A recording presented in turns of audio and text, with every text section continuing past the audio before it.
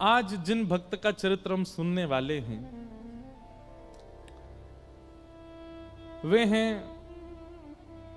भक्त भूप श्री रत्नावती जी, रानी रत्नावती।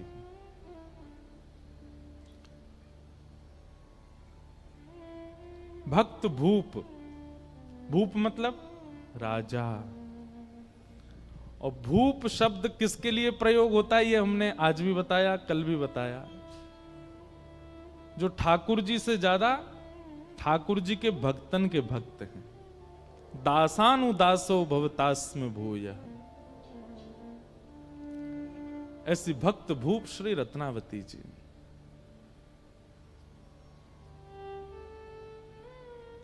भैया हरि की सेवा करोगे तो हरि तो वैकुंठ देत, हरि तो वैकुंठ देंगे, पर हरिजनों की सेवा करोगे तो हरिजन तो हरि ही देत।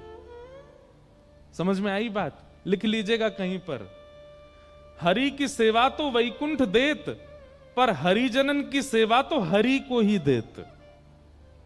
ठाकुर जी तो प्रसन्न है कि ज्यादा से ज्यादा कहा करेंगे वैकुंठ दे देंगे, लेकिन यदि हरिजन प्रसन्न हो गए, हरि के भक्त प्रसन्न हो गए, तो वो तो हरि को ही दे देंगे आपको। और ऐसी भक्तिमती श्री रत्नावती जी, नाभाजी उनको भक्तमाल में भक्त भूप कहते हैं। पृथ्वीराज नृप कुल वधु भक्त भूप रत्नावती, कथा कीर्तन प्रीत भीर भगतन की भावे, महामहोत्सव मुदित नित्य नंद लाल लड़ावे, मुकुंद चरण चितवन भक्ति महिमा ध्वजा धरे, पति पर लोभ न कियो टेक अपनी नाही टरे, भलपन सब विशेष ही आमेर सदा सुन खाजती, पृथ्वीराज नृप कुल बधू भक्त भूप रत्नावती। राजस्थान के आमेर घराने में जन्म हुआ भक्तिमती भक्त भूप श्री रत्नावती जी का। और यहां श्री नाभाजी ने, अब देखो जिनको नाभाजी के बारे में जानना है, जिनको भक्तमाल जी के बारे में जानना है, वो YouTube पर हमारी भक्तमाल सुन लेना। वहां हमने पहले दूसरे दिन पूरी भक्तमाल जी की व्याख्या बताई है। नाभाजी कौन है, भक्तमाल क्या है, जयपुर में हुई थी पिछले साल का था, वहां पूरा विस्तार, उसका विस्तार करा तो फिर 2 दिन निकलेंगे। श्री नाभाजी ने उन भक्तों के चरित्र गाए हैं भक्तमाल में, जिन जिन भक्तों के चरित्र उनके नेत्रों के आगे आते रहे, नेत्र बंद करके बैठ गए थे, जो भक्त सामने से आता दिखता उसका चरित्र लिख देते नाभाजी। ऐसा वर्णन आता है कि नाभाजी ने सबके चरित्र लिखे, लेकिन ब्रज भक्तों के चरित्र उनके चिंतन में नहीं आए। तब उन्होंने अपने गुरुदेव श्री अग्रदास जी से कहा, हे गुरुदेव, सबरे भक्त मेरे चित्त में आ रहे हैं, पर ये ब्रज के भक्त मेरे चित्त में क्यों नहीं आ रहे? तब उनके गुरुजी ने कहा कि देखो, तुमने भक्तमाल लिखने के प्रारंभ में भगवान के 10 अवतारों की वंदना की थी। मत्स्य, कूर्म, बराह आदि आदि भगवान के 10 अवतारों का तुमने वर्णन किया। बहुत ध्यान से सुनिएगा। अग्रदास जी बोले, तुमने भक्तमाल के प्रारंभ में भगवान के 10 अवतार का वर्णन किया, तो उन 10 अवतारों की जिन जिन भक्तों ने आराधना की वो तुम्हारे चिंतन में आ रहे हैं। और ये ब्रजवारे जो हैं, कहीं 10 अवतार को पूजा ही ना है, या हमारे तुम्हारे चित्त में नहीं आ रहे। ब्रज वाले तो तब आएंगे जब किशोरी जी को वंदन करोगे। तब श्री नाभाजी ने किशोरी जी का यश गाया। और नाभाजी ने नहीं गाया, अग्रदास जी ने पद गाया। मुझे पद याद नहीं तो सुनाता मैं। किशोरी जी के चरणों की वंदना जब अग्रदास जी ने की, तब नाभाजी के चित्त में सबसे पहले दिखाई दिए श्री हितरवंश महाप्रभु। और महाप्रभु जी का चरित्र लिखने के बाद तब दूसरे नंबर पर दिखाई दिए श्री स्वामी हरदास जी महाराज, और तीसरे में उनको दर्शन हुआ श्री हरिराम व्यास। किशोरी जी की वंदना के बाद फिर ब्रज के भक्त उनके चित्त में आने लगे और फिर उनकी रचना, उनके लीलाएं भी वो लिखने लगे। भक्तमाल सामान्य ग्रंथ नहीं है। भक्तमाल में वर्णित कई भक्तों के चरित्र ऐसे ऐसे अद्भुत हैं जिनको पढ़ सुनकर के व्यक्ति का मन कितना भी मलिन क्यों ना हो, पवित्र हो जाएगा। आप हमारे ब्रज वृंदावन में एक चीज देखोगे, जो वहां के साधु महात्मा घूमते रहते हैं ना, उनके गले में देखो कंठी माला, और यहां पे इतने बड़े बड़े ऐसे कंठा से होते हैं, उन पे राधा लिखा होगा या फिर जय श्री कृष्ण लिखा होगा, जय श्री राम लिखा होगा। अगर वो मोटे और चौड़े हैं तो उनके भीतर भक्तमाल जी हैं, वो भक्तमाल पहन के रहते हैं 24 घंटा अपने कंठ में, क्योंकि ऐसी भावना है कि यदि किसी व्यक्ति के प्राण निकल रहे हों और अंतिम श्वास लेते समय भक्तमाल जी यदि छाती पर रखी होंगी, तो भक्तमाल में जितने भक्त हैं वो सब प्रकट होकर के उसको ठाकुर जी के नुकुंज में लेकर के जाएंगे। ऐसी भक्तमाल जी की भावना। तो उन्हीं भक्तमाल जी में श्री नाभा जी ने रत्नावती जी का चरित्र, और रत्नावती जी के चरित्र में भक्त भूप रत्नावती। मैंने जितने भक्तों के चरित्र लिखे हैं, उन भक्तों की अगर मैं राजा कह दूं, मैं अगर उन भक्तों की अधिष्ठात्री कह दूं तो कोई कमी नहीं। रत्नावती जी कौन है? रत्नावती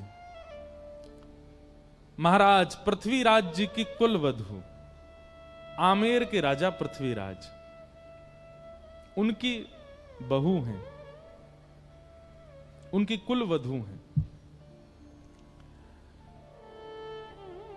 पृथ्वीराज जी भी पहले बहुत वामपंथी थे, बाद में ये भी वैष्णव हो गए। आप लोग वैष्णव का अर्थ क्या लगाते हो? वैष्णव का अर्थ क्या होता है? जो तिलक धारण करे, कंठी माला पहने, तुलसी आराधना करे, एकादशी व्रत करे, नाम जप करे, वो वैष्णव है।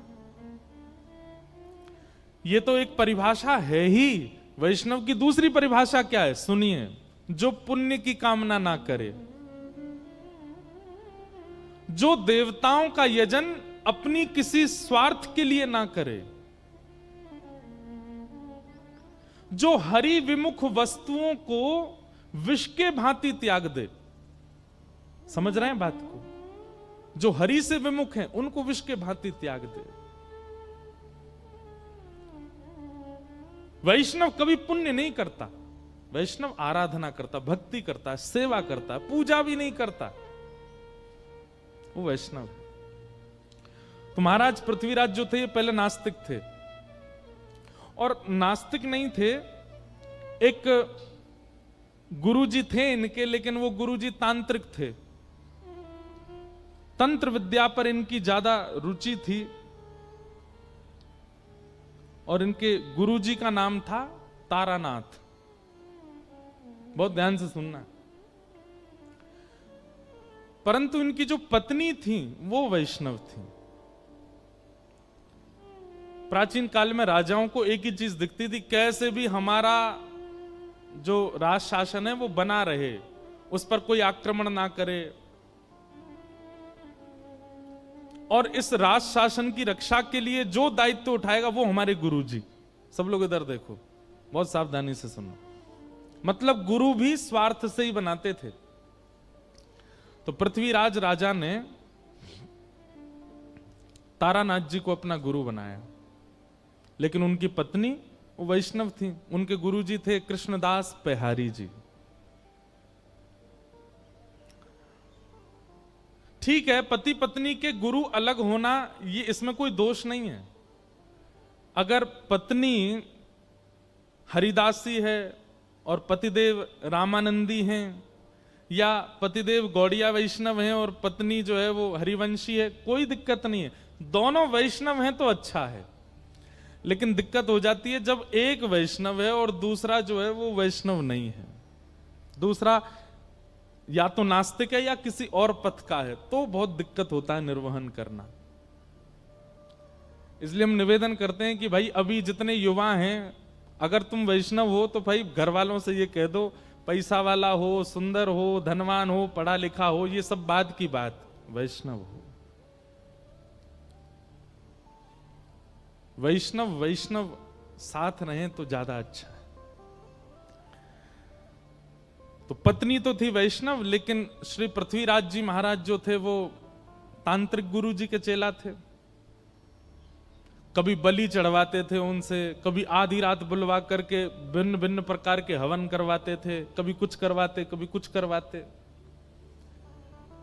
और पृथ्वीराज का तांत्रिक विद्या से राज शासन बचा भी हुआ था, उसको और विश्वास हो गया अपने गुरुजी में।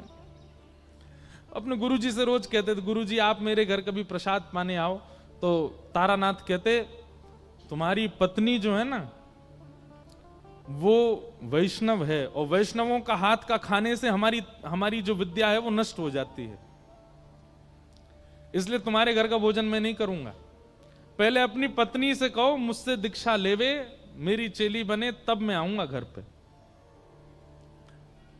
अब तो घर में पहले कोई विवाद नहीं था, लेकिन अब विवाद होने लगा। क्यों? पृथ्वीराज जी आते और अपनी पत्नी से रोज लड़ते, तुम्हारी वजह से गुरु जी घर नहीं आ रहे हैं, तुम वैष्णव हो, तुम ठाकुर जी की सेवा करती हो, तुम्हारे गुरु जी कृष्णदास पेहारी जी इसलिए गुरु जी नहीं आते, तुम्हारी वजह से हमारा घर जो है गुरु जी के चरणों से नहीं अंकित हो पाया। अब पत्नी कहे मुझे आपके गुरु जी से कोई दिक्कत नहीं, आप किन्हीं को भी भजो, लेकिन अब मैं एक बार दीक्षा ग्रहण कर चुकी, मैं वैष्णव परंपरा में आ चुकी, मैं कैसे त्याग दूं?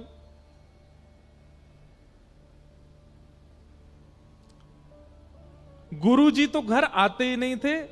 एक समय ऐसा आया कि पृथ्वीराज ने भी घर पर प्रसाद पाना बंद कर दिया, आश्रम जाते गुरु जी के पास ही भोजन करते। अब इससे परेशान हो गई उनकी पत्नी, अब क्या करें? तब एक दिन कृष्णदास पेहारी जी के दर्शन करने के लिए पत्नी गई और उन्होंने जाके चरणों में निवेदन किया, गुरु जी मुझे कोई दिक्कत नहीं कि मेरे पति के गुरुदेव अलग, पर उनकी वजह से घर में ये सब होता है, वो मुझे जबरदस्ती कहते हैं इनसे दीक्षा लो, आप कुछ कृपा करो। कृष्णदास पेहारी जी ने केवल इतना पूछा, तुम्हारे पति के गुरुदेव वैष्णव हैं कि नहीं, ये बताओ। बोले नहीं वैष्णव तो नहीं, वो तो तंत्र विद्या करते हैं, नींबू टांग दो, मिर्ची यूं कर दो, यहां पे ये कर आओ, वहां पे पीछे दिया जलाओ, पीछे मुड़ के मत देखना, ऐसे ऐसे क्रिया करवाते हैं, ये वैष्णव का काम नहीं। और एक बात और बोले आपको, बुरा तो नहीं मानेंगे, आजकल हम सब लोगों का रुझान भी ऐसी जगह बहुत ज्यादा हो गया। कई लोग आते महाराज जी हम बहुत दुखी हैं, हमारे जीवन में बहुत कष्ट है, तो हम उनसे अगर सीधे कहते नाम जप किया करो, ये महाराज जी कुछ नहीं जानते, यूं कह रहे नाम जप करो, लेकिन उनको एक बात कह दो, सुनो आगामी सोमवार से रात के 12 बजे स्नान करना। अच्छा, फिर कोरे वस्त्र पहनना जो पहले नहीं पहने हों, ठीक है, और बाल गीले ही रहने देना, सुखाना मत, कोई है नहीं ऐसे ही है, बाल गीले रहना। अच्छा ठीक है, गीले रहेंगे, शैम्पू लगाएं कि नहीं, लगा लेना। और फिर एक शुद्ध आसन लेना, उस पर बैठ जाना। अच्छा सीधे बोल दिया आसन पे बैठ के नाम जब, तो भी नहीं, आगे 2 पात्र रखना, एक पात्र में पूड़ी रखना, दूसरी पात्र में रोटी रखना, एक पात्र में अचार रखना, दूसरे पात्र, ऐसे 2-4 आइटम बता दो, और फिर बैठ करके हरे कृष्ण कृष्ण कृष्ण हरे हरे, हरे राम राम राम, इसकी 108 माला करना। सांचे गुरु जी हैं, बिल्कुल बिल्कुल सही बता, गीले बाल, नए वस्त्र, रात के 12 बजे, बस इसलिए नाम जप हो जाएगा। महाराज जी पूड़ियों का क्या करना है, सुबह उठ करके गैया को खवा देना, तुम्हारे सारे संकट मिट जाएंगे। बस महाराज दीक्षा कब दे रहे हैं गुरु जी आप तो ज्यादा जानकार हैं। मतलब हमको सीधे सीधे कह दिया जाए कि नाम जप से कल्याण होगा, तो हम लोगों में विश्वास नहीं उठता। और वही बात यदि 4 जगह घुमा करके कुछ ऊट पटांग बातें बोल के कह दी जाए तो हम मान लेते हैं।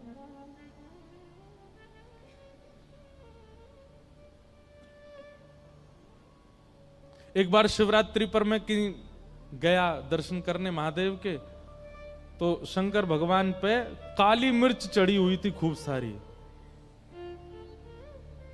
मैंने कि ये क्या है? बोले कि वो कुछ चढ़ा गए, ऐसे ऐसे होता है ये करने। मैंने जय हो, आज शंकर जी बेचारे पजर गए होंगे। क्यों? वैष्णव इन सब में इतने उसके लिए नाम सबसे बड़ा है, उसके लिए सेवा सबसे बड़ी, उसके लिए कथा सबसे बड़ी। अपना कर्म करता रहेगा। गिरना उठना ये तो स्वाभाविक है, संसार में सबके साथ होगा। किसी एक क्रिया से आप कभी ना गिरो ऐसा नहीं हो सकता। आज नहीं तो कल, कल नहीं। एक बात कह दें, तंत्र विद्या से हां जो कल होना है वो परसों पे टल जाएगा, लेकिन होगा जरूर, बच नहीं पाओगे उससे। इसलिए भैया जो आ रहा है आज ही भोग लो, काहे को उसको टालो इतना दूर। तो कृष्णदास बिहारी जी बोले, तुम्हारे पतिदेव के गुरुजी वैष्णव नहीं है? बोले वैष्णव तो नहीं है, वो तो ये सब क्रियाकलाप करवाते हैं। बोले रुको हम देखते हैं उनको जाके। और यहां बिहारी जी अपना कमंडल लेकर के और पहुंच गए। आमेर से थोड़ी दूरी पर ही तारानाथ की आश्रम था। वो आश्रम के द्वार के बिल्कुल बाहर जाकर के कृष्णदास बिहारी जी बैठ गए, अपना चिमटा गाड़ दिया, धूना लगा करके वो बैठ के वहीं अपना भजन करने लगे।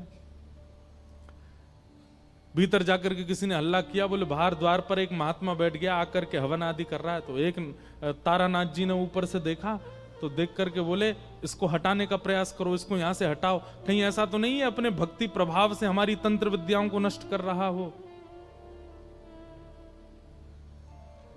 सब लोगों ने जाकर के प्रयास किया, लेकिन कृष्णदास बिहारी जी को कोई हटा नहीं पाया। तब तारानाथ ने सोचा इनको तो मैं हटाऊंगा। तो उसने क्या किया, अपनी तंत्र विद्या से शेर का रूप धारण किया। और शेर का रूप धारण, उसको लगा ये डर के मारे भाग जाएंगे। शेर बन करके जैसे ही आया कृष्णदास बिहारी जी के पास, दहाड़ने लगा सामने खड़ा होकर के। कृष्णदास बिहारी जी बोले, हो तो तुम गधे और बन के शेर आए हो। कमंडल से जल हाथ में लिया और भजन के प्रताप से उस पर डाल दिया। बोले जो तुम्हारा स्वभाव है तुम वैसे बन जाओ। और वो शेर से गधा ही बन गए। और गधा बन करके महाराज भागे भागे भागे दूर जाकर के कहीं गधा के झुंडन में खड़े हो गए। पृथ्वीराज राजा का नित्य का नियम था कि वो रोज अपने गुरुजी को प्रणाम करने जाते थे। आज जैसे ही गाजे बाजे दल बल के साथ में गुरुदेव को प्रणाम करने के लिए आए,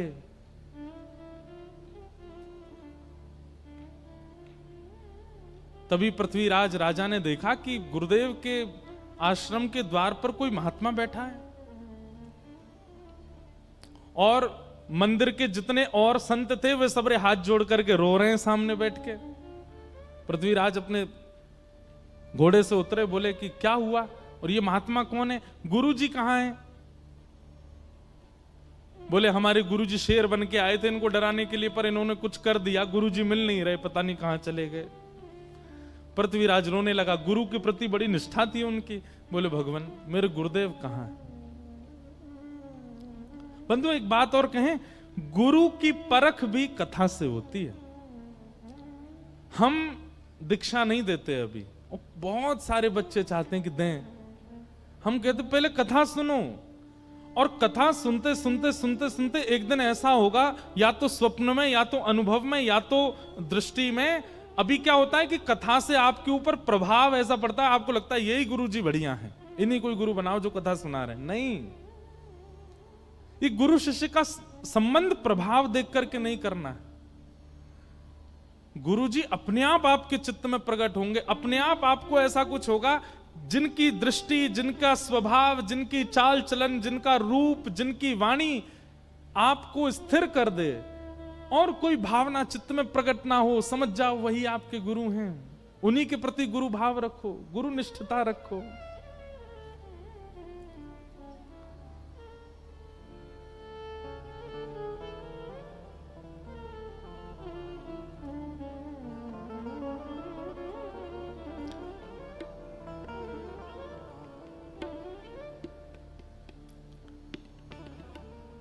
चरित्र, भगवत चरित्र और भक्त चरित्र, ये भी सामर्थ्य प्रदान करते हैं, दृष्टि प्रदान करते हैं, अनुभव प्रदान करते हैं कौन गुरु कौन नहीं।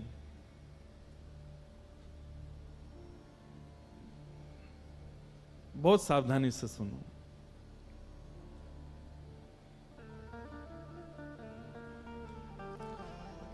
तो पृथ्वीराज व्याकुल हो गए और व्याकुल होकर के श्री कृष्णदास बिहारी जी से पूछने लगे कि महाराज मेरे गुरु जी कहां हैं, ये बताओ।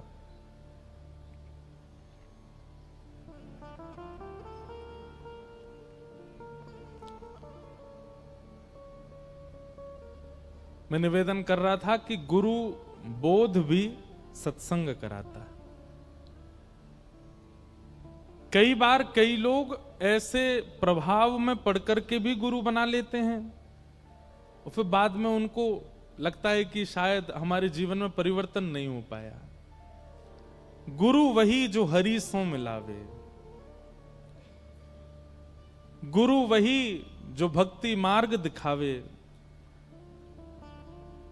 गुरु वही जो वृंदा विपिन बसा दे, जो वृंदावन बसा दे, सब छुड़वा दे तो वृंदावन ही प्रिय लगने लग जाए, वही गुरु है। गुरु वो नहीं जो अपनी आराधना प्रधान रखे। कई लोगों के वचन ऐसे होते हैं कि उनके वचनामृत सुन के वो प्रिय लगने लगते हैं, पर वचनामृत वो श्रेष्ठ जिनके वचनामृत से श्री कृष्ण प्रिय लगने लगे, जिनके वचनामृत से श्री जी प्रिय लगने लगे, वो वचन श्रेष्ठ। तो पृथ्वीराज गलत गुरु बना चुके हैं अपने जीवन में। आज पेहारी जी के सामने जाकर के बोले महाराज मेरे गुरु जी कहां हैं, मैं आपसे कुछ नहीं चाहता, अपने पूरे आमेर के किले को आपके चरणों में न्योछावर कर दूंगा, बस मेरे गुरुदेव का पता बता दीजिए वो कहां हैं।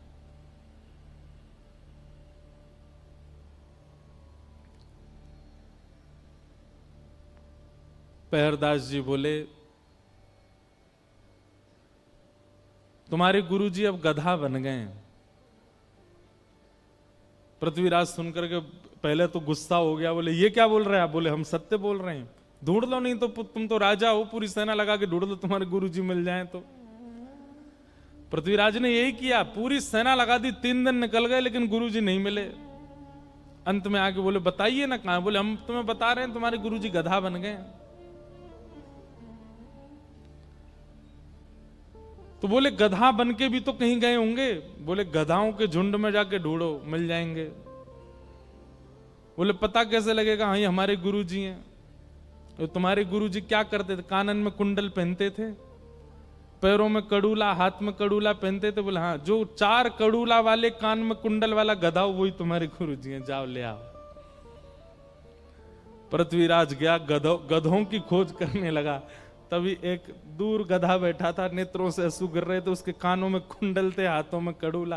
पृथ्वीराज गिर गया, जय हो गुरुदेव, मेरे गुरुदेव मिल गए।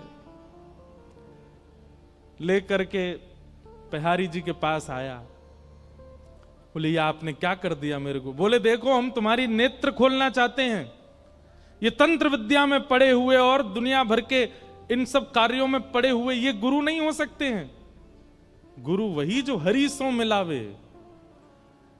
क्षमा कीजिए, एक तो आपकी भी गलती है, आपकी नहीं मतलब हम तो पूरी दुनिया को ही कह रहे हैं, गलती है कि हम गुरु से भी केवल अपनी जिज्ञासाएं ही क्यों पूछते हैं। हमारे घर में सब सुखी हो जाए, सब अच्छा हो जाए, यही याचना क्यों करते हैं? कभी ये क्यों नहीं कहते कि चलिए भले ही हमारे घर में सब कलेश हैं, हमारे घर में सब व्यथित है, हमारे काम नहीं बनते, पर ये सब छोड़िए, ये बताइए हरि कब मिलेंगे, ठाकुर जी कब मिलेंगे?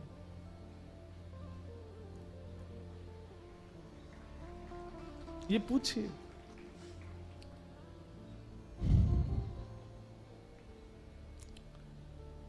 पेहारी जी ने कहा तुम्हारे गुरुजी तंत्र विद्या बहुत जानते थे, इनसे कह दो अपने आप अपने रूप में आ जाएं। तो गधे को पकड़ के अब पृथ्वीराज कह रहे गुरुजी आप आ जाइए अपने रूप में, दिखा दीजिए इनको। गुरुजी सिर हिलाने लगे, बोले मैं नहीं आ पा रहा हूं। तो पेहारी जी के चरणों में कहा कि मेरे गुरुदेव को पुनः आप मानव बना दीजिए, मैं वचन देता हूं मैं आपका शिष्य हो जाऊंगा, मैं वैष्णव हो जाऊंगा, पूर्ण वैष्णव हो जाऊंगा।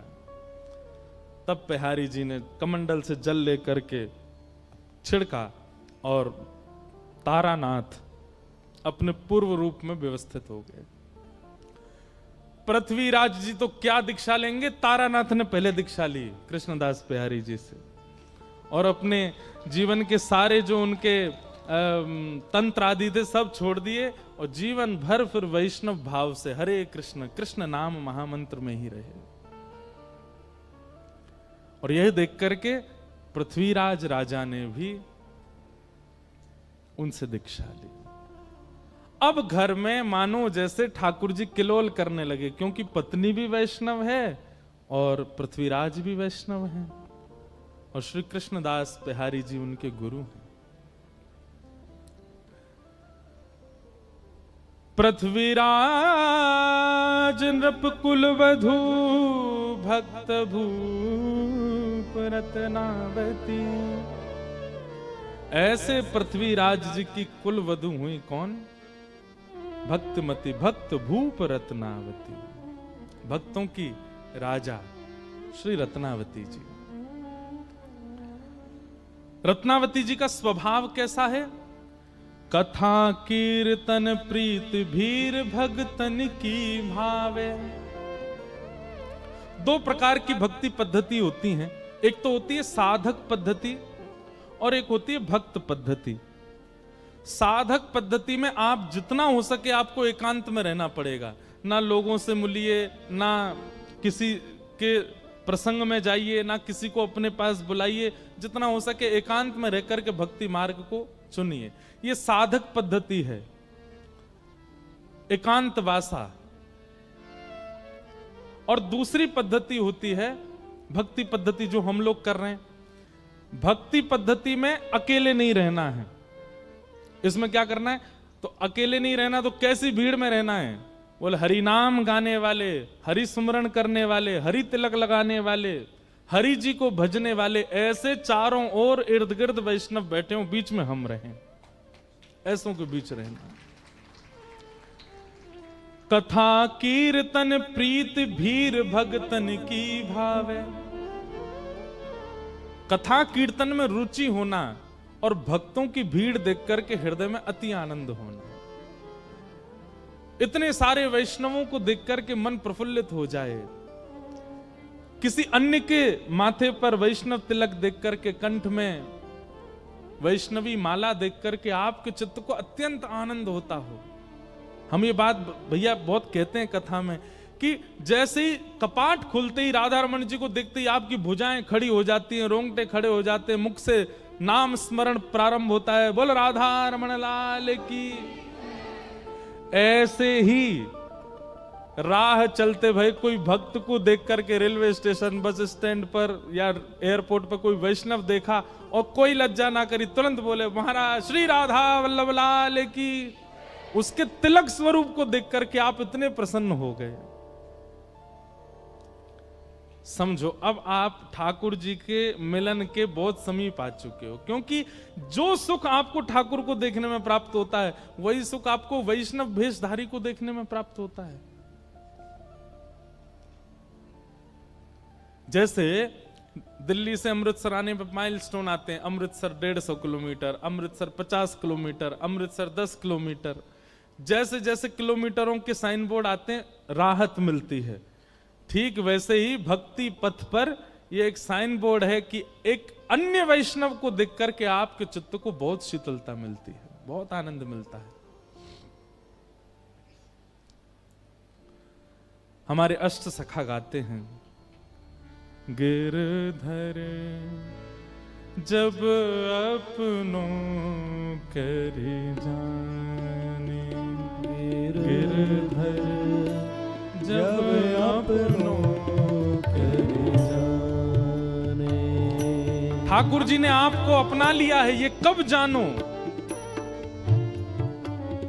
इस पद में बताया, गिरधर जब अपनों करे जाने, गिरधर जब अपनों करे जाने।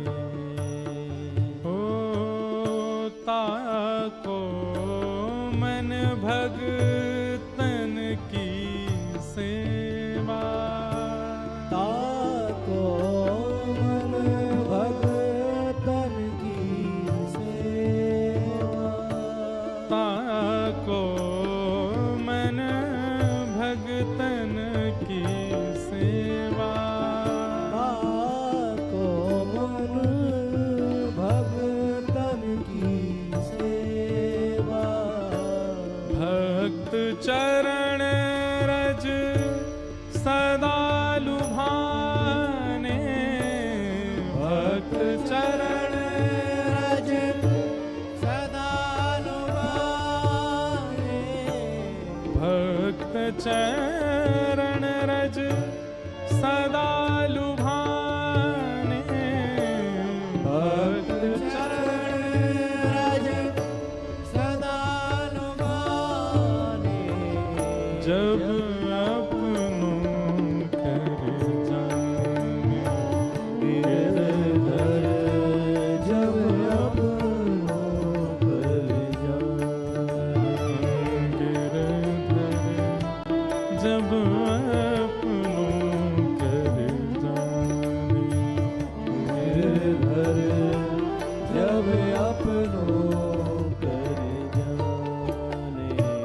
ताको मन भक्तन की सेवा।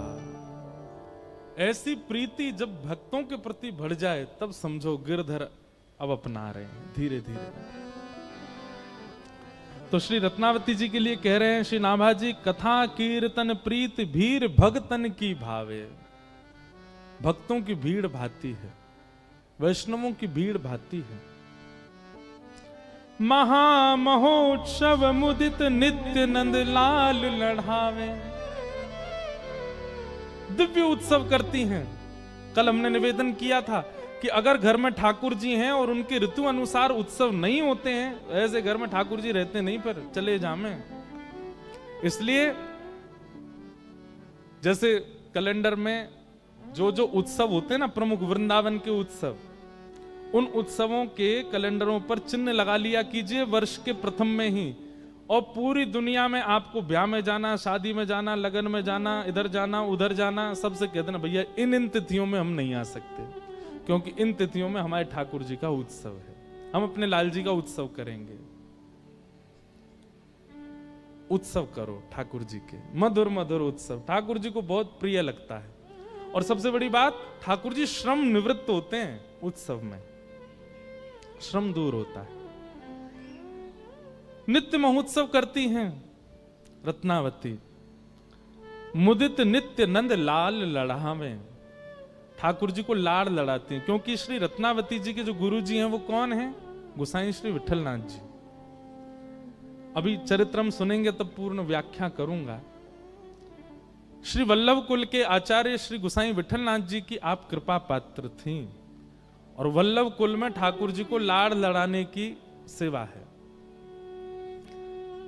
जैसे हरिवंशियों में,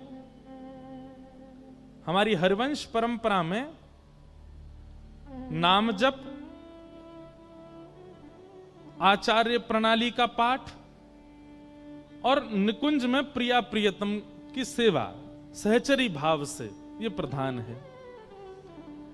ऐसे ही स्वामी श्री हरदास जी की परंपरा में नाम रज की सेवा, नाम सेवा, निकुंज लता गुलमों की सेवा और प्रिया प्रियतम की सखी भाव से सेवा। लेकिन श्री वल्लभ कुल में ठाकुर जी लाला हैं, छोटे से लाला हैं। इन पे चलो ना जावे हमें चलवानो है, इन पे खायो ना जाएगो हमें खवानो है। इनके छोटे छोटे दांत हैं, वहाँ के अनुसार नरम नरम रोटी बनानी है। अभी गर्मी को समय आ गया हो तो ठाकुर जी को ऋतु अनुसार ये इत्र लगाना। अन्य संप्रदाय में तो आप कोई भी इत्र कभी भी लगा दो, पर वल्लभ कुल में तो ऋतुओं के अनुसार ही इत्र लगेगा। गर्मी में ठाकुर जी को गुलाब ही लगेगा, मोंगरा ही लगेगा, खसका ही लगेगा। सर्दी आ जाएगी तो ठाकुर जी को हिना का लगेगा, ठाकुर जी को कस्तूरी का लगेगा। ये सब भाव रखे जाते हैं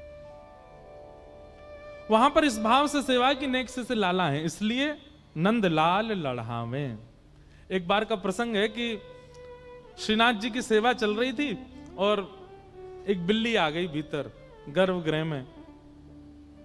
तो ठाकुर जी खड़े खड़े, जैसी बिल्ली आई, गुसाई जी श्रृंगार कर रहे थे तो ठाकुर जी बोले, ओए बिल्ली आ गई, बिल्ली आ गई, बिलौटा आगो, जाए भगाओ, जाए भगाओ। गुसाई जी ने बिल्ली भगाई, बिल्ली भगा के बोले, आप त्रिलोकीनाथ हो, आप जगत नियंता हो, पूरा विश्व आपने बनाया, जी बिल्ली हो आपने बनाई हो, यही तो डर रहे हो।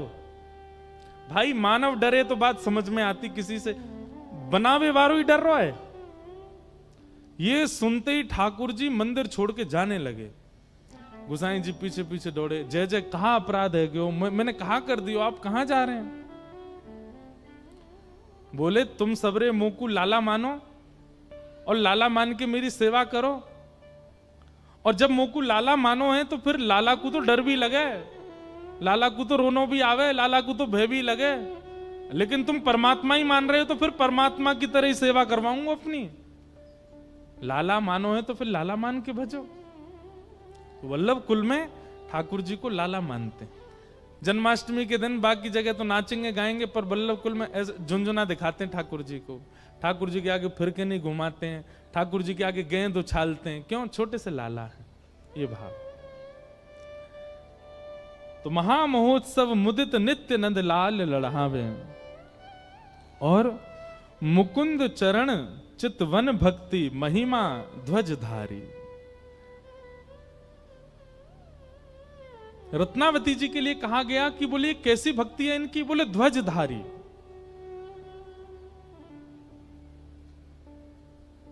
ध्वजा दूर से ही दिख जाती है।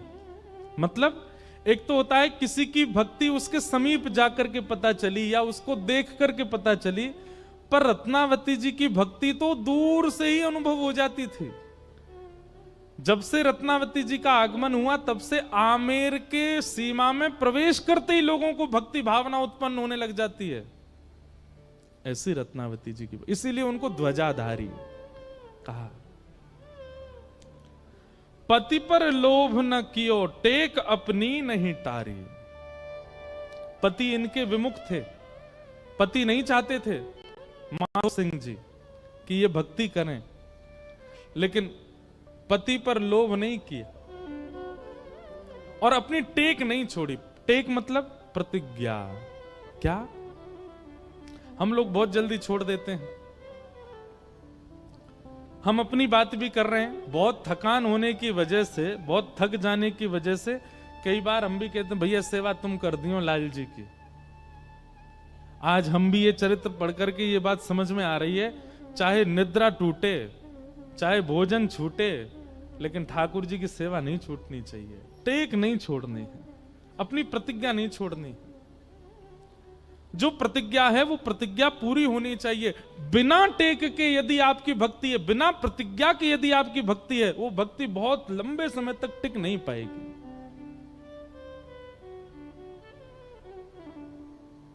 बोलो गंगा मैया की जय। हमारे भगवत धाम हरिद्वार के पूज्य महाराज जी, परम पूजनीय स्वामी श्री विवेकानंद जी महाराज हमारे मध्य में पधारे हैं। महाराज जी अभी अमृतसर प्रवास पर हैं, इसलिए कथा में आज दर्शन देने के लिए पधारे हैं।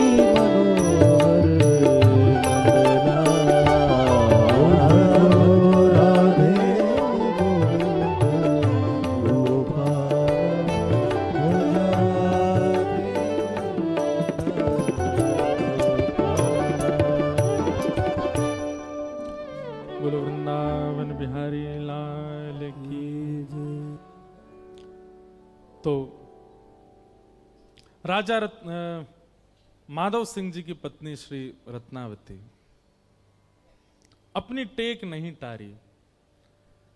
चरित्र ऐसे प्रारंभ होता है कि एक वैष्णव का संस्पर्श भी यदि जीवन में है तो ठाकुर जी उसके माध्यम से भी आपको प्राप्त कर सकते हैं। बहुत सावधानी से सुनिए सब लोग।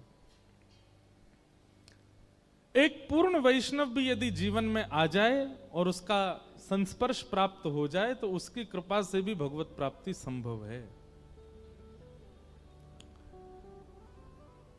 रत्नावती जी राजकुल वधु अपनी पूर्ण मर्यादा में रहती थी, लेकिन उनकी दासी गुसाई विठलनाथ जी की शिष्या और उसके चित्त में ठाकुर जी की अनन्य भक्ति विद्यमान।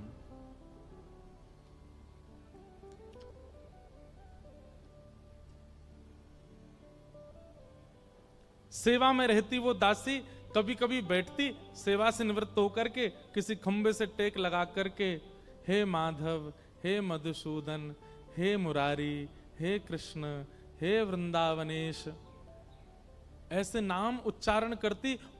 और केवल नाम उच्चारण नहीं करती, ज्यों ज्यों नाम उच्चारण करती त्यों त्यों उसके चित्त में छवि बन जाती और वह छवि उसके रोम रोम को पुलकित करते हुए नेत्रों से नीर बन करके बहने लग जाती।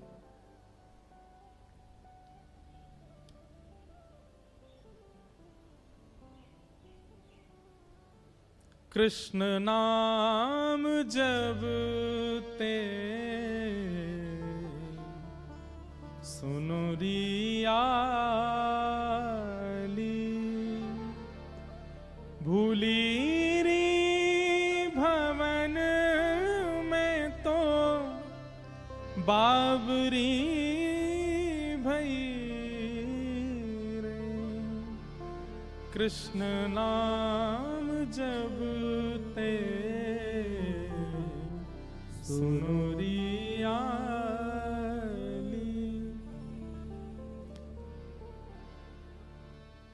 ठाकुर जी का नाम, ठाकुर जी की कथा, ठाकुर जी का रूप यदि चित्त वृत्ति को एक बार पकड़ लेगा तो स्थिति ऐसी हो जाएगी कि कोई बस कहीं चर्चा मात्र कर दे और उस चर्चा से आपका हृदय पिघलने लग जाए, नेत्रों से अश्रुपात होने लग जाए, रोम रोम पुलकित होने लग जाए। उस दासी की ऐसी स्थिति, और रत्नावती जी उसकी इस स्थिति को देखती थी। कृष्ण, माधव, मुरारी, मधुसूदन नाम आदि उच्चारण करती और बस बैठी बैठी रुदन करती रहती। रत्नावती जी का हृदय इतना कोमल, इतना सीधा, अभी जानती नहीं है कि जिनका नाम बोलती है वो है कौन, लेकिन उस दासी की स्थिति देख करके रत्नावती जी के भी नेत्र सजल हो जाते हैं। वो जाकर के उसको थोड़ा संभालने का प्रयास करती हैं, लेकिन जैसे उस दासी का स्पर्श करती हैं, उसके संस्पर्श में आते ही उनके चित्त में भी पता नहीं क्या भावना उत्पन्न होती है, नेत्रों से आंसू गिरने लगते हैं। वो स्वयं से पूछने लगती हैं, मैं क्यों रो रही हूं, मुझे क्यों विरह हो रहा है, मुझे क्यों व्याकुलता हो रही है, समझ नहीं पाती। बंधुओं, आपका भजन मूलतः आपके अंग को लग रहा है या ठाकुर जी आपके भजन से प्रसन्न हैं, उसका यह भी एक प्रतिफल होगा कि आप जिस सभा में उपस्थित हो जाएंगे, आपकी उपस्थिति से कम नहीं तो कुछ वैष्णवों में भी भक्ति भाव उत्पन्न होने लगेगा। वो इत्र किस काम का, जिस इत्र को लगा करके सभा में गए और किसी को पता भी ना चला कि आपने इत्र लगाया था। अरे इत्र तो तब श्रेष्ठ माना जाता है कि सभा में गए और 5 लोग आपके समीप आए, आपका आलिंगन किया, तो वे भी जब घर गए तो उनसे भी कोई पूछने लगा कि ये सुगंधी कैसी है। हमारा भजन हमारे वातावरण में प्रकट होने लग जाता है। हमारी उपस्थिति, हमारा स्पर्श, हमारी बोली चाली, हमारा किसी के पास बैठना उसके चित्त में भक्ति को प्रकट कर देता है। आप कहेंगे कि महाराज जी उपस्थिति से ऐसा हो, ये तो संभव नहीं। अरे हम उपस्थिति की बात नहीं कर रहे हैं, आज वर्षों बाद भी वर्षों पूर्व लिए हुए भक्तों ने जन्म, उनका नाम मात्र लेने से भक्ति प्रकट हो जाती है। एक नाम ले दें बस, मीरा, कितनों के चित्त में प्रेम प्रकट हुआ, कितनों के चित्त में गिरधर लाल प्रकट हुए, तुलसीदास, नाम लेते ही राम प्रकट हो जाते हैं चित्त में। सूरदास, नाम लेते ही गोपाल जी प्रकट हो जाते हैं चित्त में। प्रहलाद, नाम लेते ही नृसिंह प्रकट हो जाते हैं चित्त में। ध्रुव, नाम लेते ही चतुर्भुज हरि प्रकट हो जाते हैं चित्त में। अरे आप स्पर्श की बात करते हैं, हजारों वर्ष पूर्व लिए गए जन्म, उन भक्तों का नाम लेने मात्र से हरि प्रकट हो जाते हैं। स्पर्श से और उपस्थिति से कैसे नहीं होंगे? इसका मतलब हमारे भजन में ही सामर्थ्य नहीं है कि हमारी उपस्थिति से भी कोई फायदा नहीं हुआ किसी को।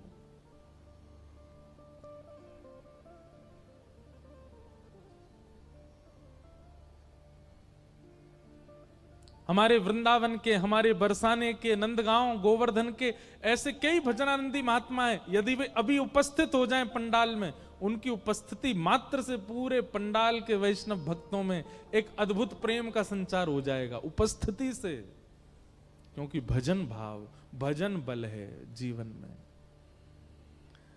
रत्नावती की वो दासी है तो दासी, पर उसका भजन बल ऐसा है कि एक राजवंश के भोगों में सदा लिप्त रहने वाले लोगों में जन्मी रत्नावती, उसको देखने मात्र से नेत्र सजल होते हैं। और स्पर्श करके तो रत्नावती ऐसी व्याकुल हो गई, स्वयं से पूछ रही हैं, मैं क्यों रो रही हूं, मुझे इतना रोना क्यों आ रहा है? अरे नाम तुम बोलती हो, नेत्र मेरे सजल क्यों होते हैं? दासी को जब चेतना आई, तब वह बताती है कृष्ण कौन है, उनका स्वरूप कैसा है, उनको मधुसूदन क्यों कहते हैं, वो वृंदावनेश कैसे हैं, वृंदावन की शोभा कैसी, वृंदावन में यमुना जी कैसी, वृंदावन के लता गुल्म पत्र कैसे, श्री किशोरी जी के साथ नित्य विहार कैसा, ये सब लीलाएं सुनाती और रत्नावती नेत्र बंद करके श्रवण करती है।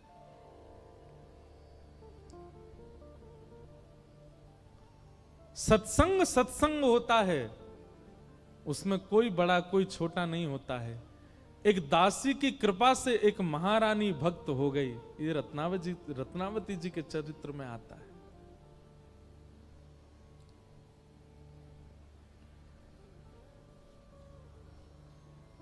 रत्नावती कहती हैं, अब ये सब प्रसंग सुनने मात्र से मेरे चित्त को शांति नहीं मिलती है।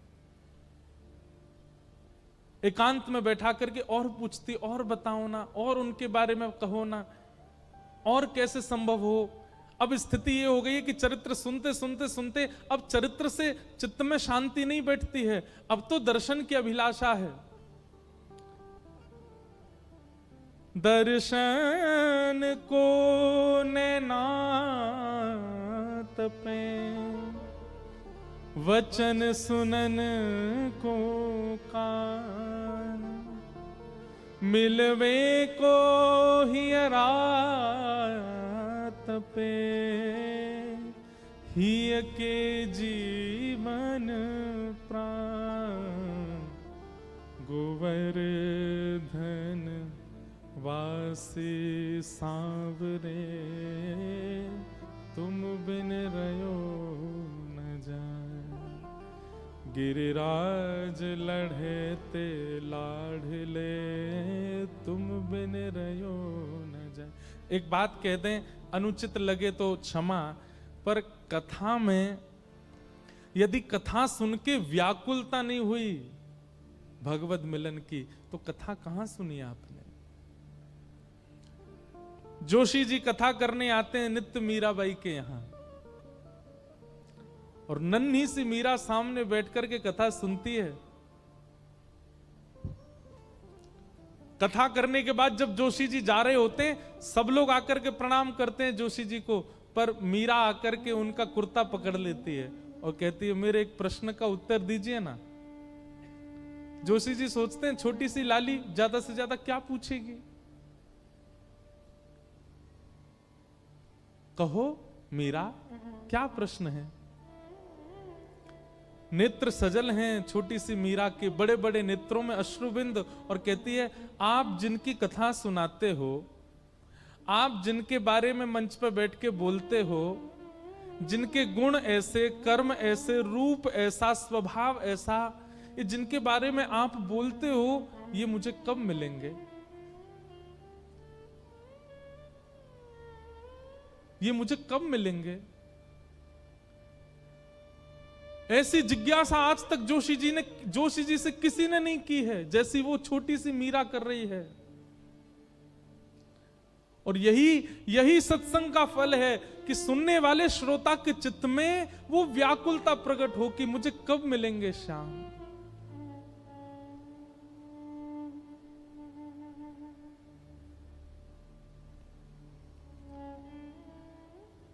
जोशी जी से कहती है मीराबाई, आप इतना सुंदर उनका चरित्र सुनाते हैं, इतनी सुंदर सुंदर उनकी बातें बताते हैं, आप मिले हो उनसे? ये जो उनकी व्याकुलता है, यही भक्ति में आवश्यक है। हम व्याकुल ही नहीं हैं, हम चिंतित ही नहीं है मिलने के लिए, बस कथा सुनते हैं, थोड़ी चित्त को शांति मिलती है, घर चले जाते हैं। पर रत्नावती इतने में शांत होने वाली नहीं है। अब रोज दासी से कहती है, मुझे अब इससे मेरे चित्त को शांति नहीं, मुझे मिलना है, मुझे देखना है उनको, मुझे दर्शन करना है उनका। तब दासी रत्नावती जी को छुपा करके ले गई गुसाई विठलनाथ जी के पास और वहां गुरु दीक्षा ग्रहण कराई। और गुरु दीक्षा दिला करके एक नीलमणि ठाकुर जी सेवा में लेकर के आई हैं। अब तो जब से रत्नावती ने ठाकुर जी की सेवा प्रारंभ की है, पूरे दिन तो उनकी सेवा में रहती हैं और रात्रि जैसे शयन कराती हैं ठाकुर जी को शयन कराते ही रत्नावती भी सो जाती हैं। एक क्षण भी जागती नहीं, तुरंत सो जाती हैं और निद्रा में जाकर के स्वप्न में अपने सेवा के ठाकुर के साथ ही लीला करती हैं। उनके साथ कभी भ्रमण पे जाती हैं, कभी निकुंज में रहती हैं, कभी यमुना जल में क्रीड़ा करती हैं, कभी कोई क्रीड़ा। मतलब अब रात दिन जागृत सुसुप्ति अवस्था एक क्षण भी ठाकुर के बिना रहती नहीं है रत्नावती।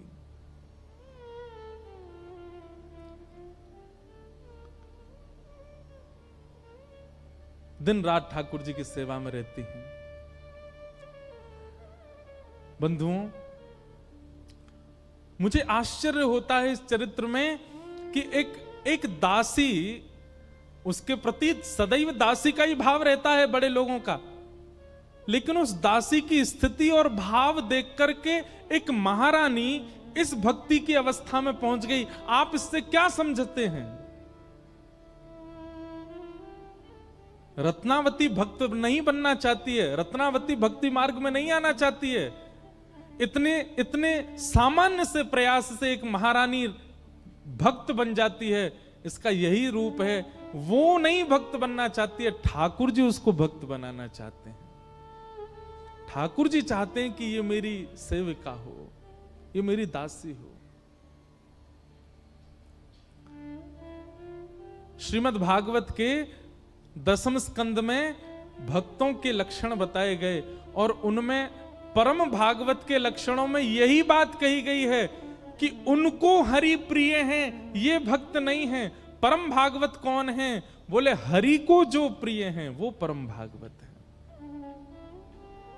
एक बात हम कह दें, हमको कोई इस बात को कहने में संकोच नहीं है, हम सबको हरि प्रिय हैं, पर हम में से कुछ ही होंगे जिनको हरि प्रेम करते हो, जो हरि के प्रिय हो। हमारी भक्ति की स्थिति इतनी है कि हमको हरि और अच्छे लगते हैं, और अच्छे लगते हैं, और प्यारे लगते हैं, पर हरि को हम कब प्यारे लगेंगे? रत्नावती को हरि प्रिय नहीं है, हरि को रत्नावती प्रिय है। आप बड़े बड़े महापुरुषों की कथा सुनकर के भी हरि प्रिय नहीं बन पाते, वो दासी के प्रवचन सुनकर के हरि प्रिय बन जाती हैं। ठाकुर जी की दृष्टि। नारायण कवि गाते हैं, श्याम दृगन की चोट बुरी रे, श्याम दृगन की चोट बुरी। हम हरि को देखें ये एक बात, पर हरि हमको देखें ये विशेष बात। ये कथा इसलिए सुनी जा रही है, तिलक इसलिए लगाया जाता है, कंठी इसलिए पहनी जाती है, वैष्णव पथ पर इसलिए चला जाता है कि कभी उनकी दृष्टि हम पर पड़ जाए। लेकिन उनकी दृष्टि पड़ गई तो स्थिति ऐसी हो जाएगी। श्याम त्रिगन की चोट बुरी रे, श्याम त्रिगन की चोट बुरी, श्याम दृगन की चोट बुरी रे, श्याम दृगन की चोट बुरी रे। मीराबाई अपने पूर्व जन्म में एक माधवी नाम की दासी, माधवी नाम की एक सखी है।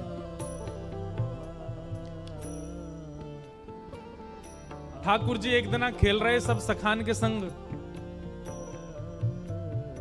और खेलते खेलते इतने में श्रीदामा भागन लगो। ठाकुर जी बोले, ए श्रीदामा कहां को जा रहे है? श्रीदामा बोलो, लाला ससुराल जा रहा हूं अपनी।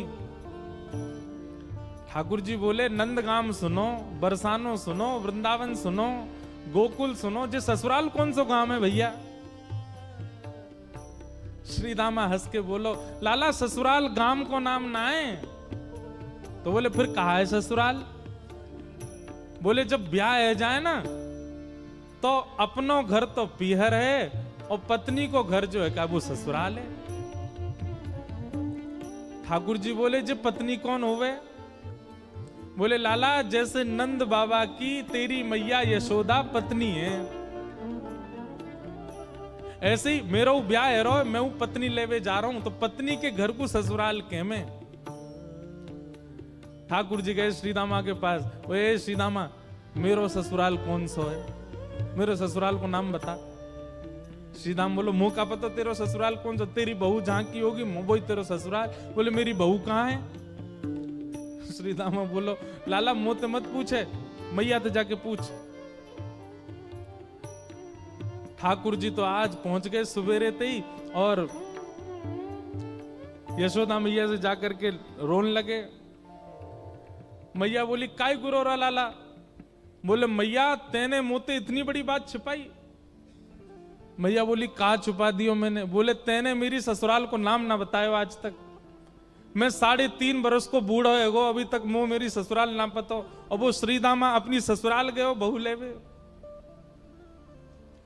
यशोदा मैया बोली, लाला तेरी संगत सुधारनी पड़ेगी, सबरे सखा तो दिन ब दिन बिगाड़ते जा रहे हैं। लाला तूने एक बड़ो है जा, तेरी ससुराल है जाएगी। ठाकुर जी बोले, बड़े कैसे हूं मैं? बोले, जब खुद दूध पीन लगेगो, खुद नहान लगेगो, खुद तैयार है जाएगो, घर के सब काम अन्य करन लगेगो, तू बड़ो है जाएगो, तेरो ब्याह करा दूंगी। महाराज वही दिना ठाकुर जी गए, अपने सबरे पुराने लत्ता कपड़ा लेकर के आए, धोन लगे उन्हें, अपने आप दूध पीन लगे, अपने आप भोजन करन लगे, अपने आप ही उठ पटांग श्रृंगार करन लगे। शाम को बोले, मैया मैं बड़ो है गो, अब ब्याह करा दे मेरो। मैया बोली, वाह दिन में ही बड़ो है गो तू। मैया तो बोले, मैया देख तू बात ने मत बदले, बार बार मोते कह तू ऐसो कर तो ब्याह कराऊंगी, बड़ो है जा तो ब्याह कराऊंगी। अब सब काम मैंने कर दिए, घर के सब काम काज करन लगो मैं, देख अपनो श्रृंगार खुद करके आऊं, देख कैसो लग रहा हूं मैं। मैया बोली, ओठ वाली चीज आंखन में लगा के आयो, आंख वाली ओठन में लगा के आयो, यूं करो बड़ो है गो मैं।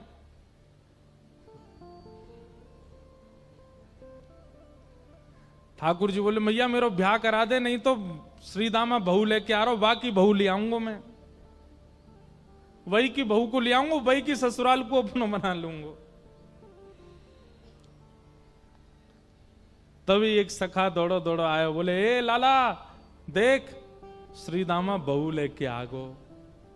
बहू को नाम सुनते ही ठाकुर जी तो मचल गए, लेके चल मुंह को जल्दी। मैया रोकन लगी, बोले लाला ने सुधर के तो जा, कैसो बन के जा रहा है। ठाकुर जी तो दौड़े दौड़े गए, बोले कहां ते आ रहे हो? बोले वहां ते आ रही है, पालकी में बैठ के बाकी बहू आ रही है। ठाकुर जी पहुंच गए, बीच रास्ता में रोक ले, सबको कथा पता है। माधवी की मां ने पहले ही मना करके भेजा था कि बोले तेरे सखा, तेरे पति जो श्रीदामा, उनके जो सखा कृष्ण है, उनको मुख मत दिखाइयो। ठाकुर जी पालकी में घुस गए, हाथ पांव जोड़ के कहने लगे भाभी जी एक बार ने अपना मुख दिखाए दो, लेकिन माधवी ने नहीं दिखाया। अब देखो, भक्त नहीं चाह रहा है कि ठाकुर जी को मैं मुख दिखाऊं, पर ठाकुर जी तो देख रहे हैं ना। आप कितनों भी उनको देख लो, लेकिन आपके चित्त में भक्ति को संचार तभी होगी जब उनकी कटाक्ष आप पे पड़ेंगे।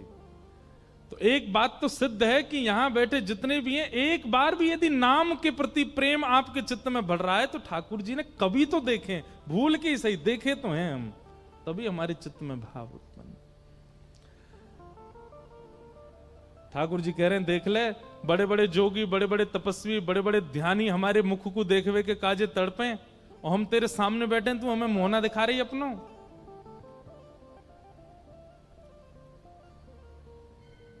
माधवी ने मुख नहीं दिखाया। ठाकुर जी बोले ठीक है, तड़पेगी मुख को देखवे के काजे। माधवी बोली मोए ना तड़पनो, मेरे पास मेरो खसम है, वही देख लूंगी, तुम्हें काहे को देखना। ठाकुर जी बोले वचन दे के जा रहा हूं, तड़पेगी। जैसे छोटे से बालक कभी कभी बड़ी बड़ी बात करते हैं तो बड़े लोग उसको मजाक में लेते हैं, ऐसी माधवी ने भी मजाक में लिया, देखा ही नहीं ठाकुर जी को। लेकिन ब्रज वृंदावन में तो और कोई काम ही नहीं। या दो हने बहनने मथनो पलेपो प्रेंखे खनार भरुदितो क्षणमार जनादो। श्री शुकाचार्य जी वर्णन करते हैं वृंदावन में कैसी स्थिति है। गोपियां दोहन करती हैं तो घर घर घर जो दही की मथनी की आवाज आती है ना, उसी में ही कीर्तन करने लग जाती हैं। कृष्ण ऐसे, कृष्ण के नेत्र ऐसे, कृष्ण की नासिका ऐसी, कृष्ण के कान ऐसे, कृष्ण को मोर पिछ ऐसा, कृष्ण की पीतांबरी ऐसी, कृष्ण की भुजा ऐसी, कृष्ण के चरण ऐसे। कोई गोपी अपने घर में चौका लगा रही है और चौका में पौंछा की जो छर्र छर्र आवाज आवे, वही छर्र छर्र ध्वनि में ही कीर्तन करने लग जाए, कृष्ण ऐसे, कृष्ण ऐसे। हसितम मधुरम चलितम मधुरम वमितम मधुरम मधुराधिपते अखिलम मधुरम। इन सबकी बातें सुनकर के मीराबाई, माधवी को ऐसा लगता है कि इन सब से तो मैं श्रेष्ठ हूं, कम से कम अपने पति की ही हूं, इन सब की तरह तो नहीं। पूरे दिन उस कृष्ण की प्रशंसा करती रहती हैं। सब गोपियां माधवी से कहती हैं अभी तक तेरे सामने आयो ना है और तेने अभी तक देखो ना है। अरे या प्रेम को काम भावना ते मत देखियो, 3.5 वर्ष को 4 वर्ष को है, लेकिन वहां के प्रति एक अलग ही प्रेम प्रकट है जाए। माधवी सबको ज्ञान देती है, बोले चाहे 3 वर्ष को 4 वर्ष को है तो अन्य पुरुष, क्यों उसकी बातें करती हो, क्यों उसकी ओर देखती हो।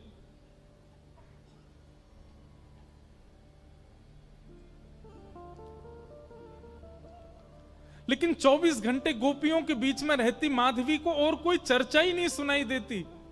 सब केवल कृष्ण की बात करती हैं, जल भरती हैं तो बैठती हैं तो भोजन बनाती हैं तो बतियाती हैं तो श्रृंगार करती हैं, तो हर समय कृष्ण कृष्ण कृष्ण कृष्ण। माधवी ने कुछ समय अकेले रहने का भी प्रण लिया, लेकिन अकेले रह नहीं सकती, जंगल है, कहां अकेली जावे, जाना पड़ता है उसको। अब यहां देखो, माधवी चाहती नहीं है ठाकुर जी के सन्मुख आना, वो चाहती नहीं चर्चा सुनना, लेकिन ठाकुर जी चाहते हैं ना। बस यही हमारी भक्ति का भाव है, ठाकुर जी बस चाह जाए हमारे लिए। अभी वो चाहे नहीं है, अभी तो प्रयास हमारी ओर से चल रहा है। जिस दिन उनका प्रयास हो गया उस दिन हमारी भक्ति सार्थक हो जाएगी, और वो प्रयास हमारे लिए करें, उसी के लिए सब नियम है।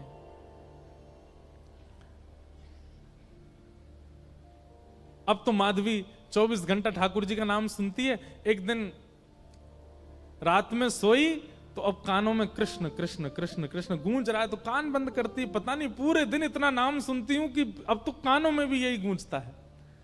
कान बंद करके सोती है तो स्वप्न में कृष्ण ऐसे हैं, अब कृष्ण देखे नहीं है लेकिन उसको श्याम वर्ण, पीली पीतांबरी, वंशी, मोर पिच्छ सब अनुभव होता है।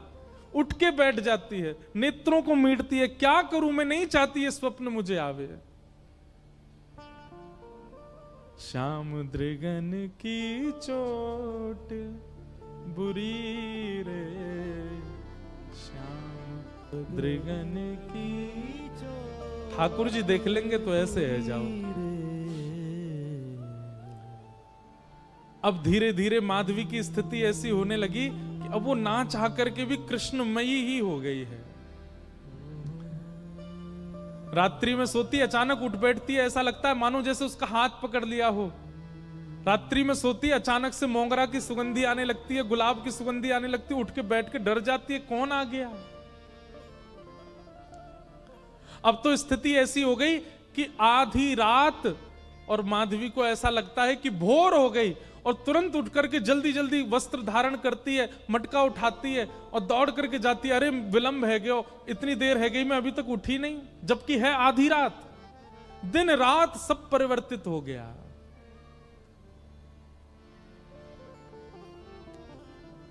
पहुंच गई यमुना तट, और यमुना तट जाकर के देखा एक भी गोपी नहीं है, तो माधवी को लगा कि मैं विलंब से आई हूं, सब शायद जल भर के चली गई हैं।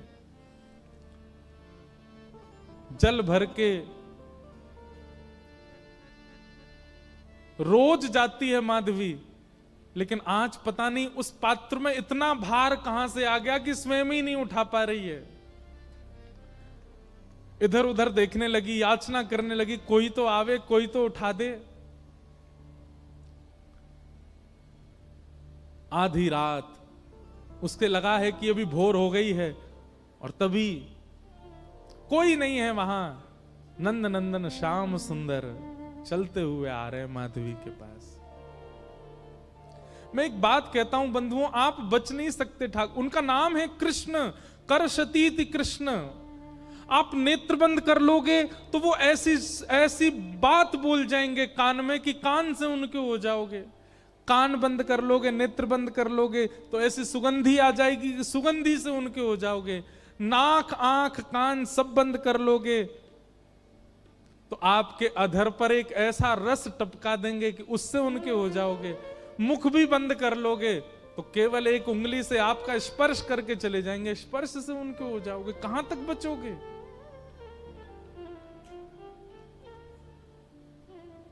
माधवी की मति घूम गई है।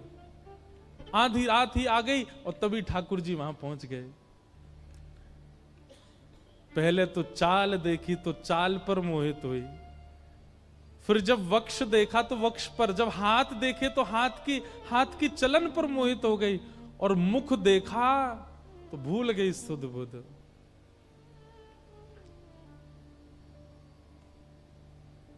ठाकुर जी आए और आकर के मंद मुस्काए के बोले, हेरी गोपी उचाए ना पा रही, चल ले मैंने एक हाथ लगाए दूं, उचाले याकू। और एक तरफ से माधवी ने मटकी पकड़ी और दूसरी तरफ से ठाकुर जी आकर के नन्हे से गोपाल जी ने जैसे ही हाथ लगाया मटकी उठने लगी। लेकिन मटकी पर नेक सहारा देते माधवी रख लेती, ऐसा नहीं। ठाकुर जी मटकी उछा के, जैसे जैसे मटकी उछ रही है वैसे वैसे ठाकुर जी लंबे होते जा रहे हैं, और बिल्कुल माधवी के नेत्रन के सामने आकर के खड़े है गए। कटाक्ष नेत्रों के सामने कोई गोपी टिक नहीं पाती, और माधवी को ठाकुर जी प्रत्यक्ष देख रहे हैं, सामने खड़े हैं के। और वो एक क्षण के लिए जो रूप माधुरी का दर्शन हुआ, वो दर्शन देकर के ठाकुर जी खिलखिल करते हुए भाग गए वहां से। अब माधवी चाहती है कि पीछे भागें, लेकिन पैर स्तब्ध हो गए। माधवी चाहती है कि चिल्लाए कि रुक जाओ, पर बोल नहीं पा रही है। माधवी चाहती है कि इधर गए मैं नेत्र घुमा करके देख लूं, पर नेत्र घूम नहीं पा रहे। पूरा शरीर मानो जैसे एक स्थूल स्तब्ध एक मूर्तिमंत की तरह खड़ा हो गया। केवल नेत्रों से अश्रु गिर रहे हैं।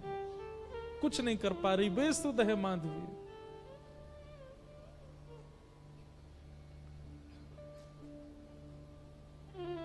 वहीं खड़ी रही तब तक जब तक भोर में गोपियां जल भरने नहीं आ गईं। अश्रु जलों से जल पूरा वस्त्र भीग चुके हैं माधवी के। और तभी सब गोपियां आई, आकर के देख, अरे ये माधवी ये पहले ही आ गई जल भरवे।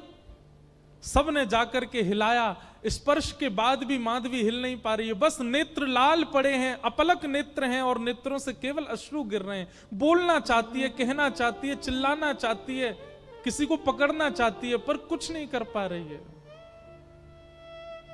ये है ठाकुर जी की दृष्टि यदि पड़ गई तो ऐसी स्थिति हो जाएगी। तब एक गोपी गई और यमुना जल लेकर के जैसे ही माधवी के मुख पे छिड़को, माधवी तुरंत सचल जैसी हो गई और धड़ाम से मूर्छित होकर गिरी। गोपियां सब उसके चरण मसलने लगी, हाथ पकड़ने लगी, सिर सहलाने लगी।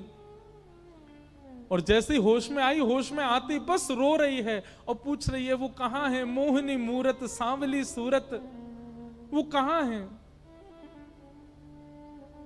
श्याम दृगन की चोट बुरी रे, श्याम दृगन की चोट बुरी है, श्याम दृगन की चोट बुरी रे, श्याम दृगन की चोट बुरी है।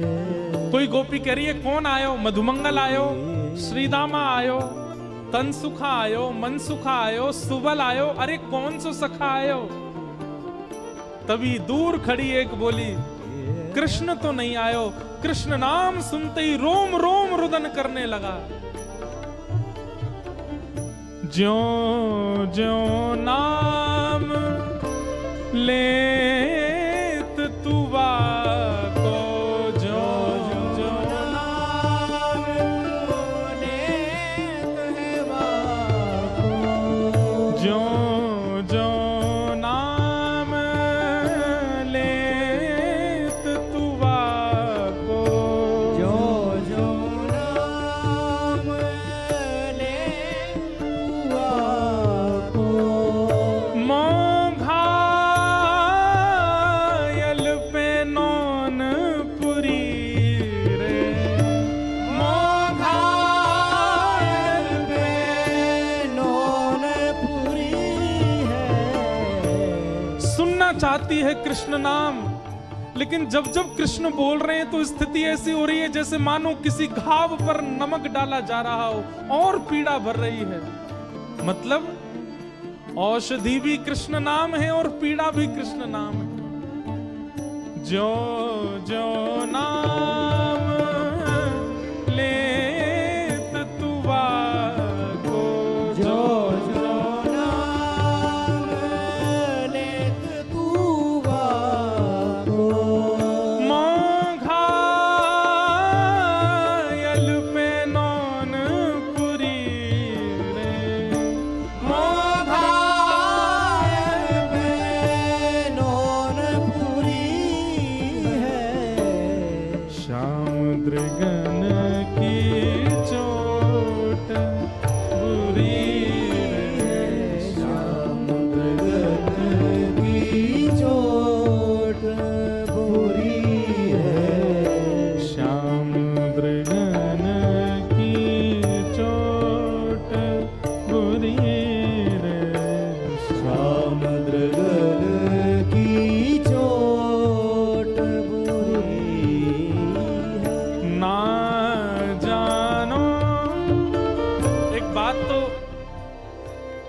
एक बात तो आज साबित हो गई कि हम राधा रमन जी गए लेकिन दर्शन करके सही सलामत बाहर आ गए। इसका मतलब उनने देखा नहीं हमको। यदि देखा होता तो कुछ तो होता उनके सामने, कुछ तो व्याकुलता होती, कुछ तो विरह उत्पन्न होता। आज पता नहीं क्यों ऐसा लग रहा है कि शायद ठाकुर जी ने आज तक देखा नहीं। नहीं तो ये स्थिति तो कभी बनी नहीं हमारी।